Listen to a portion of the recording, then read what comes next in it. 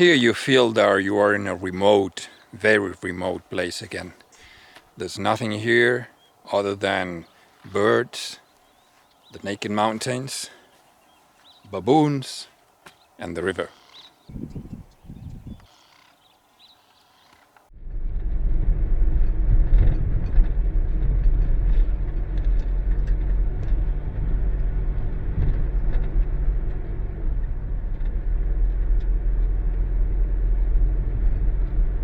When I thought I was completely lost, that I lost the road and there was nothing here, it was impossible to follow the road because it was just bushes everywhere, suddenly, boom, I saw those guys on a car and yeah, they told me, yeah, this is the road. You took the right road and you have to go through the bushes.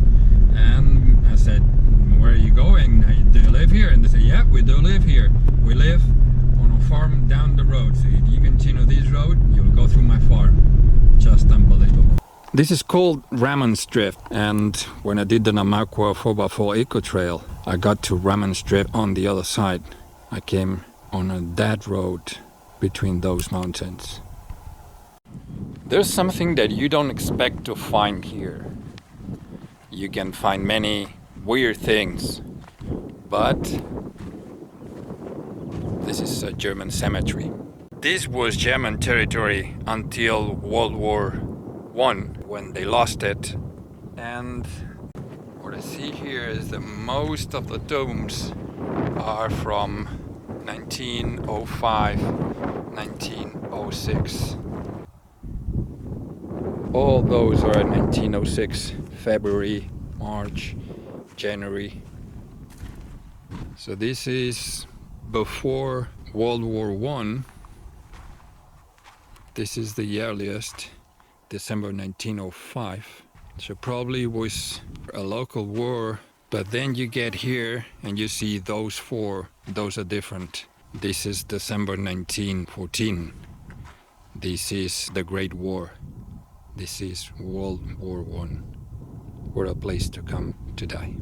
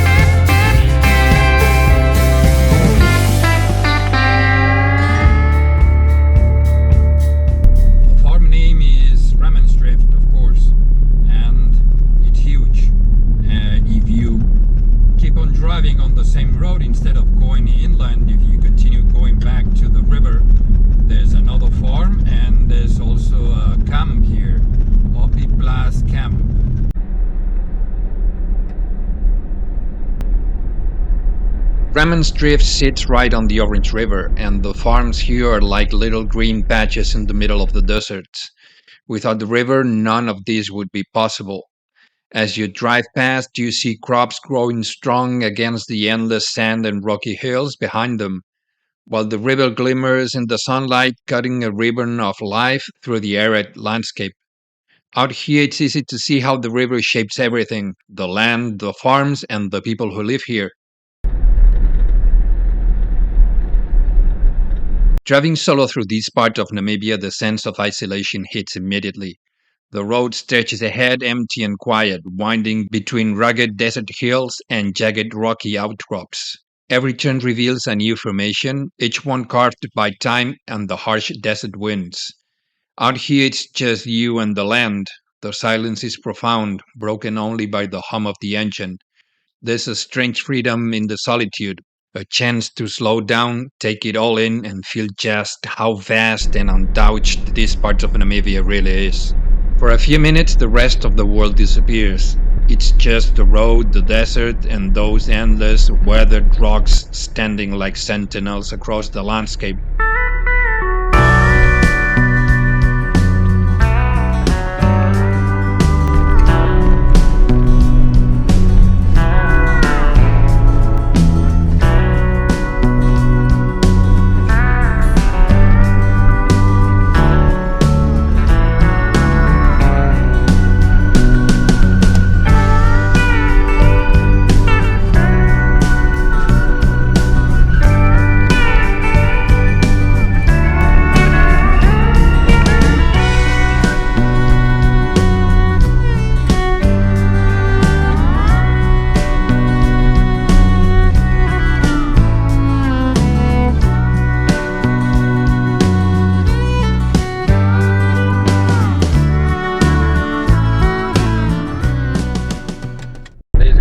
Stuck there because the backy, the truck is not working, and they were pulling with a tractor, and the tractor ran out of fuel. So pulling the truck back to the farm so he can refuel. You can imagine having a breakdown or running out of fuel on a desert road where I didn't see any other car for more than 24 hours. Turns out that these people work for a company that drills holes to make boreholes in the desert farms. In the dry heart of Namibia, water can be hard to find. For generations, people here have relied on traditional methods, holding two simple metal wires that swing and cross when they sense underground water. It's a skill passed down through time, blending instinct, experience, and deep knowledge of the land. In a place where every drop matters, this connection to nature still guides the search. So when they open, it's because there's water underground. Yeah. But there's little something, but not that much. You're getting a lot there, big. Maybe they're starting from here up to there. There's only that small one.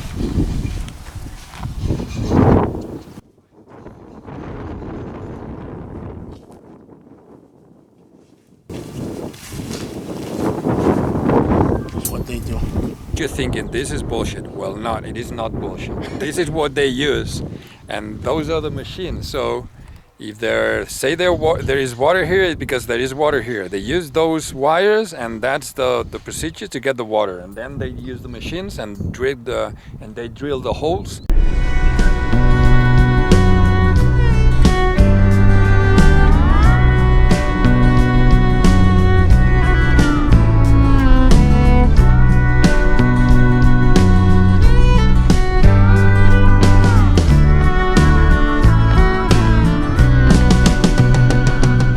Here in the middle of this desert that I love so much, cooking something for lunch.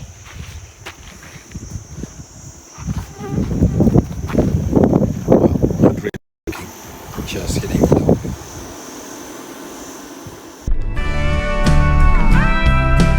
Before arriving to Noordoever, I took a back road towards the east.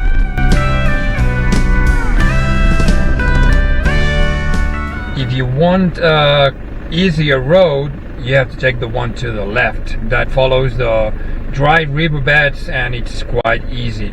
But if you go straight, get ready for a 4x4 kind of scary road.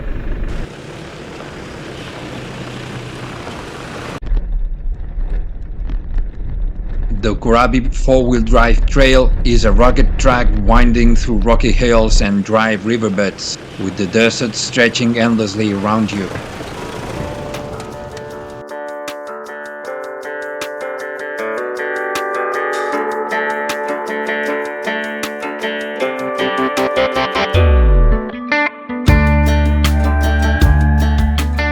The terrain changes constantly from loose gravel to sharp climbs and deep sand, keeping both you and the vehicle on edge.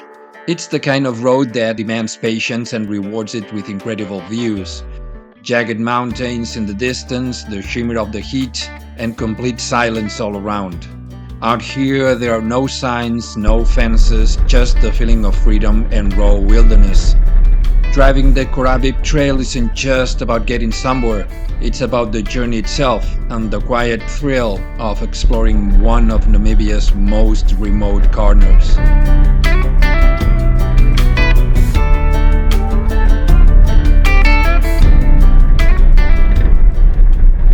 Wow, the views from here are spectacular.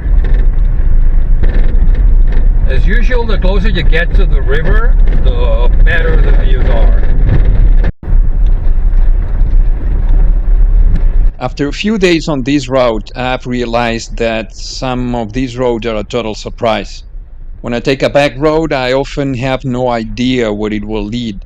Sometimes there's a farm at the end or a mine, and sometimes it just stops right there in the middle of nowhere. It's exciting, but it also makes me a bit uneasy.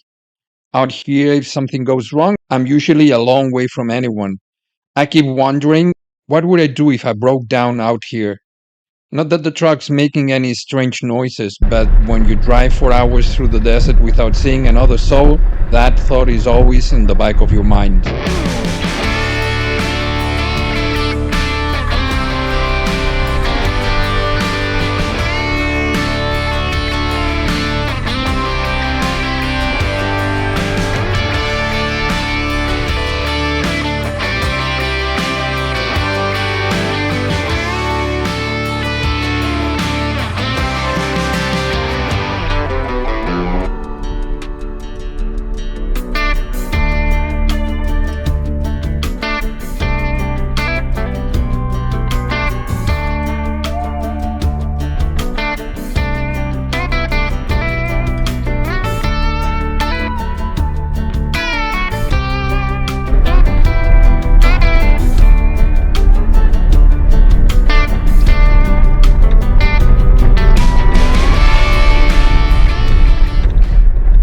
This is some road, huh?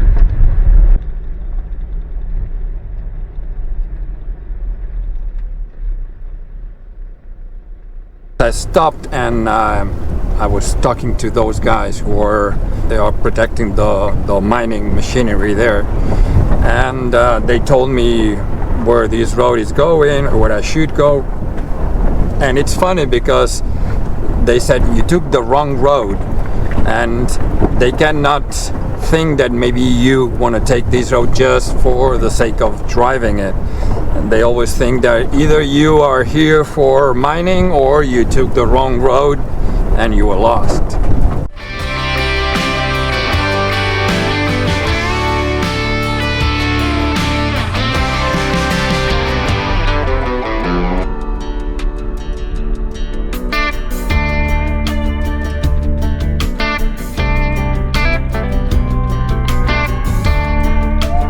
Driving here kind of reminds me of those crazy roads in Afghanistan or northern Pakistan, the ones you see on those world's most dangerous road shows.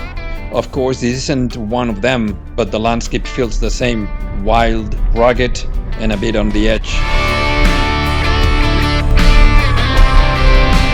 The landscape is absolutely dry, rocky mountains. What they're doing here is they're prospecting for mining, because I don't think you can do anything else here.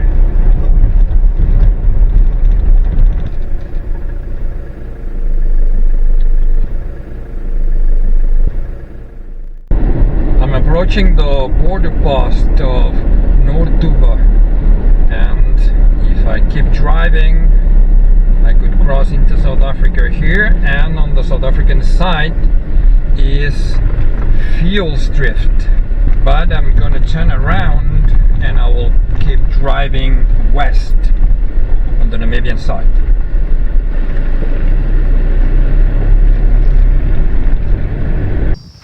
These are the picnic spots that you find on the road, on the main roads. Those are excellent. Look at that. Clean, very well maintained, strategically located. Very good for them.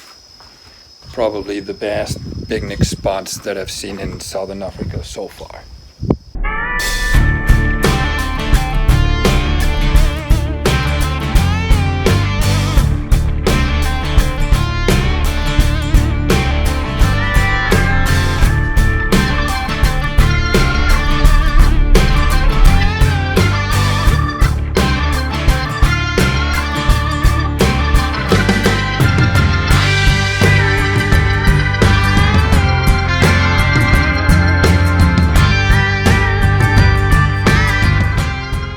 Driving solo through this desert, the land stretches endlessly in every direction. The terrain has a strange greenish hue, and the rock formations give it an almost lunar feel. I haven't seen anything like it anywhere else in Namibia. It's unlike the rolling dunes or the red deserts I have driven through before. The road winds quietly between jagged ridges and unusual outcrops. The shapes of the rocks are alien, sharp and twisted, and the desert floor itself seems to shift with the light, sometimes smooth and pale, sometimes dark and rough. For a while it feels like I've left the planet behind. With each bend and crest, the shadows move and the landscape keeps changing, a constant surprise around every corner. The isolation is profound and the emptiness make the journey hypnotic. Out here the land feels alive in a way I haven't experienced anywhere else in the country. I don't know where the desert gets this greenish color, but you can tell it's green.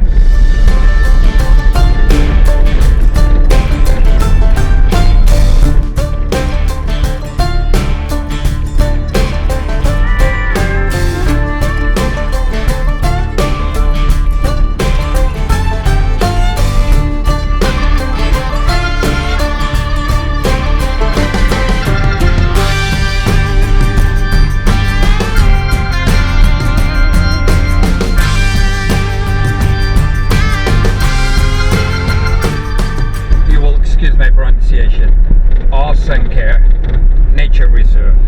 It's what you can see here on the left. This is my next destination, Aussenkehr Nature Reserve.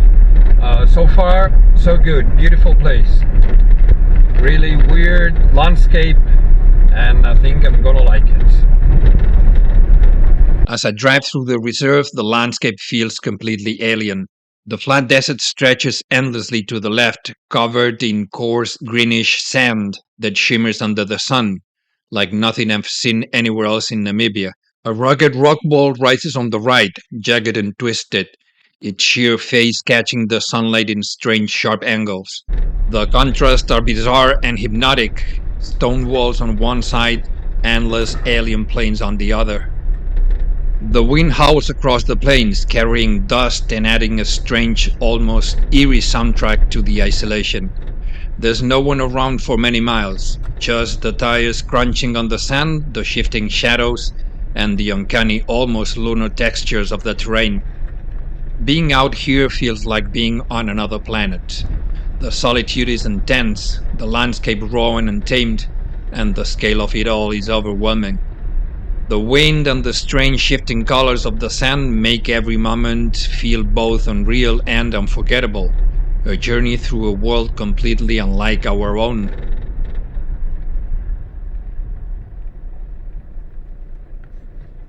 In the middle of the Aussenkehr Nature Reserve lies a small forgotten cemetery. Most of the graves belong to German soldiers who died here between 1903 and 1906. During the Herero and Nama uprisings, when local resistance rose against German colonial rule. Many of these men likely perished not only in battle but also from the brutal desert conditions, the heat, the lack of water, and the isolation of this harsh land. Standing here surrounded by silence and endless sand, it is impossible not to feel the weight of history that still lingers in this place.